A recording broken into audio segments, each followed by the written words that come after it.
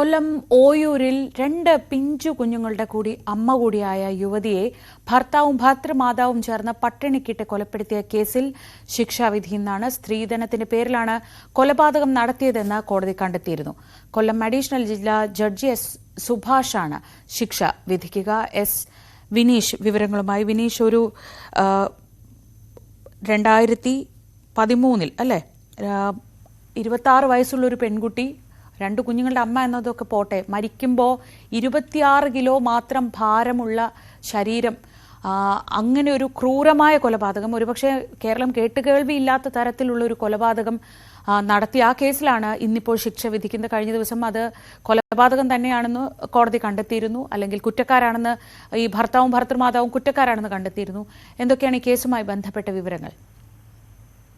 തീർച്ചയായും ശ്രീജ, വളരെ പ്രമാദമായ ഒരു കേസാണ്. ഈ കേസിൽ ഇന്നാണ് വിധി പറയുന്നത്. സ്ത്രീധനത്തിന്റെ പേരിൽ അതിക്രൂരമായി പീഡനമേറ്റ് ഒടുവിൽ പട്ടിണിക്കിട്ട് കൊലപ്പെടുത്തിയ കേസിലാണ് ഇന്ന് ശിക്ഷ വിധിക്കുക. തുഷാര എന്ന 28 വയസ്സുകാരിയെയാണ് ഭർത്താവും ഭർത്തൃമാതാവും ചേർന്ന് പട്ടിണിക്കിട്ട് കൊലപ്പെടുത്തിയതെന്ന് കോടതിയിൽ തെളിയുകയായിരുന്നു.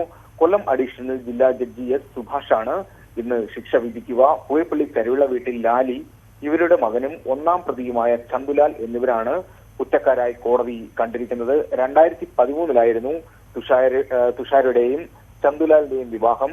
സ്ത്രീധനം കുറഞ്ഞതിന്റെ പേരിലാണ് കടുത്ത പീഡനവും ക്രൂര കൊലപാതകവും ഉണ്ടായതെന്നാണ് ഇപ്പോൾ കോടതിയിൽ തെളിഞ്ഞിരിക്കുന്നത്. ശ്രീജ, ഈ സംഭവം ഇങ്ങനെയാണ്. വിവാഹ സമയത്ത് നൽകാമെന്ന് സമ്മതിച്ചിരുന്ന സ്ത്രീധന തുകയിൽ 2 ലക്ഷം രൂപ കുറവ് വന്നിരുന്നു. ഇത് ചന്തുലാലിന്റെ കുടുംബത്തിൽ കൂടുതൽ പ്രശ്നങ്ങൾക്ക് കാരണമാകുന്ന ഒരു സാഹചര്യത്തിലേക്ക് എത്തി. ഒടുവിൽ 3 വർഷത്തിനുള്ളിൽ പണം നൽകണമെന്ന ധാരണയിൽ തുഷാരയിൽ നിന്നും ഉടമ്പടി പത്രം വരെ ഈ പ്രതികൾ ഒപ്പിട്ട് രേഖാമൂലം വാങ്ങിയിരുന്നു എന്നാണ് കോടതി കണ്ടെത്തിയത്. എന്നാൽ 3 മാസം കഴിഞ്ഞത് മുതൽ ഈ തുക ആവശ്യപ്പെട്ട് തുഷാരയെയും കുടുംബത്തെയും പ്രതികൾ ശാരീരികമായും മാനസികമായും പീഡിപ്പിച്ചിരുന്നു എന്നാണ് കോടതി കണ്ടെത്തിയത്. ഈ സംഭവങ്ങളെല്ലാം തന്നെ പ്രോസിക്യൂഷൻ കോടതിയിൽ നിരത്തുകയും ചെയ്തിരുന്നു. തുഷാരയുടെ 2 പെൺകുട്ടികളെ കാണാനോ കുഞ്ഞുങ്ങളെ താലോലിക്കാനോ പ്രതികൾ അനുവദിച്ചിരുന്നില്ല. അതുപോലെ തന്നെ തുഷാരയുടെ വീട്ടുകാരെ കാണാൻ പോലും പ്രതികൾ വിലക്കിയിരുന്നതായാണ് കുറ്റപത്രത്തിൽ പറഞ്ഞിരുന്നത്. 2019 മാർച്ച് 21 രാത്രിയിൽ 28-കാരിയായ തുഷാര മരണപ്പെട്ട കാര്യം പുറംലോകം അറിഞ്ഞത്.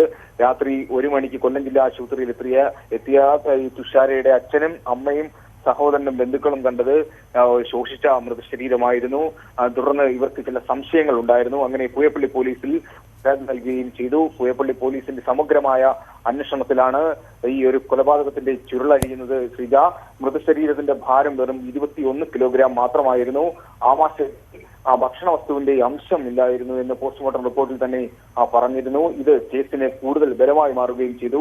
പട്ടിണിക്കിട്ട് കൊലപ്പെടുത്തിയെന്ന് തെളിയിക്കാൻ പോസ്റ്റ്മോർട്ടം റിപ്പോർട്ടും അതുപോലെ തന്നെ ശാസ്ത്രീയ തെളിവുകളെല്ലാം തന്നെ കോടതിയിൽ പ്രോസിക്യൂഷൻ നിരത്തി വാദിക്കുകയായിരുന്നു.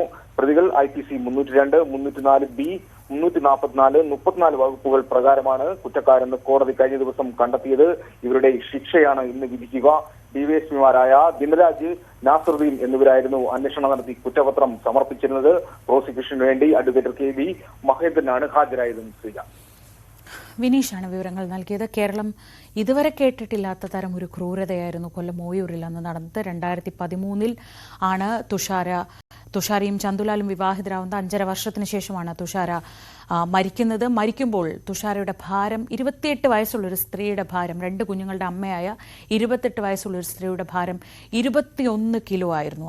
അങ്ങനെ ഭക്ഷണം കൊടുക്കാതെ പട്ടിണിക്കിട്ട് ആ യുവതിയെ കൊന്ന കേസിലാണ് ഭർത്താവിൻ്റെയും ഭർത്തൃമാതാവിൻ്റെയും ശിക്ഷ ഇന്ന് വിധിക്കുക. ഈ കേസിൽ ഭർത്താവിൻ്റെ അച്ഛൻ കൂടി പ്രതിയായിരുന്നു. ഇയാളെ പിന്നീട് കേസിന്റെ വിചാരണ കാലയളവിനിടയിൽ മരിച്ച നിലയിൽ കണ്ടെത്തുകയായിരുന്നു.